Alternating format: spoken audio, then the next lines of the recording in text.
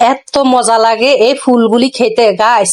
আমি যেদিনে এই ফুলগুলি আমার বাসায় নিয়ে আসা হয় সেদিনে আমি এক মুঠ চাইল বাড়িয়ে দিই, কারণ আমার পরিবার সবাই এত পছন্দ করে, মানে ওই দিনে ভাত বেশি করে একদম খায়।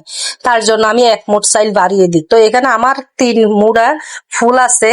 তো 3 মুঠা আমি 100 টাকা দিয়ে কিনে এনেছি, একদম টাটকা টাটকা, দেখতে এত সুন্দর লাগতেছে। তো আমি 3 মুঠা আমি সুন্দর আমি কেটে নিব, কিন্তু ওই ভিতরে ডান্ডা একটা আছে যে, মানে এটা নে না, এটা যদি সহজ যদি নে তাহলে কিন্তু চুলকাইবে, খেতে কিন্তু ভালো লাগবে না। তো ওই ভিতরে যেটা মানে আছে সেটা কিন্তু ফেলে দিতে হয়, এটা কখনো নেবেন না। তো এই তো আমার কাটা হয়ে গেল। আমি একটা বালতির ভিতরে ফেলে দিয়ে সুন্দর করে ভালো করে ধুয়ে পরিষ্কার করি, একটু হলুদ আর একটু লবণ দিয়ে ভালো করে আমি সিদ্ধ করে নিব। কিন্তু আজকে আমি রান্না করব না, আজকে আমার অনেক অনেক রান্না আছে, আমি এগুলা সিদ্ধ করে ফ্রিজে রাখি দিব। এখন ফ্রিজের থেকে বাইর করি আমি আপনাদেরকে দেখাই দিতেছি, মানে যা যা উপকরণ লাগে সবগুলো উপকরণ এখানে নিয়েছি। এই তো আজকে আমি একদম মানে বড় সাইজের একটা মাথা আমি কেটে পিস পিস করে নিয়েছি।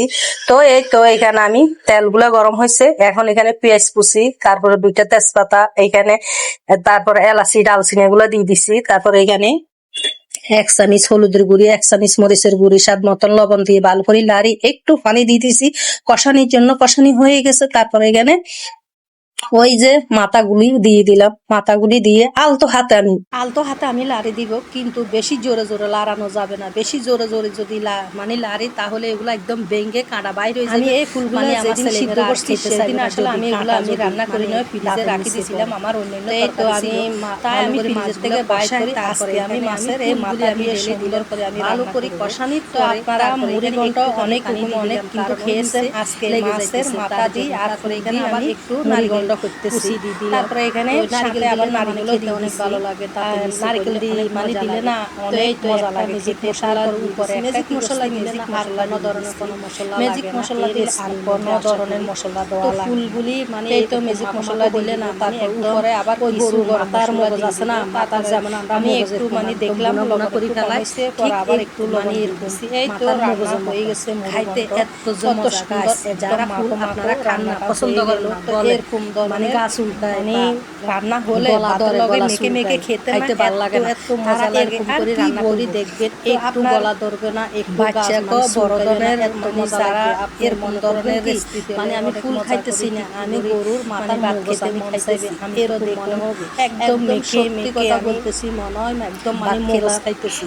আসলে আমি এগুলো যখন খাইতেছি তো তাই আমি আসলে কথা বলতে পারতেছি না, ঠিক একদম মানে এত মজা লাগতেছে, এত মজা লাগতেছে। আপনারা যারা ফুল খান না তারা এইভাবে ফুল রান্না করে খাইবেন।